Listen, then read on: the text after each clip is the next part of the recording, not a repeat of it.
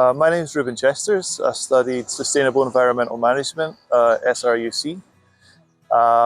Locavore has shops, but we're a grower as well. And this is one of our growing sites here at the Croft in Glasgow. We're growing lots of pumpkins that are going to end up in our shops and veg boxes. And this is one of the many sites that's grown produce for us in and around the city. It's really important for people to eat local produce because it has really wide-ranging impacts. It's massive for the economy. Things like local economic multiplier effect. We found that when someone spends £1 in our shop, it's worth £3 to the city of Glasgow, which is much more than a normal supermarket.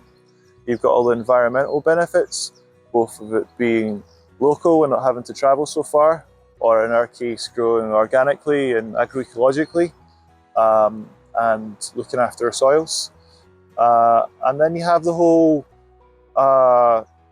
connectedness to where food comes from, the community aspects of that, people knowing they're farmers, and the health benefits that go along with eating good food and engaging with the food system.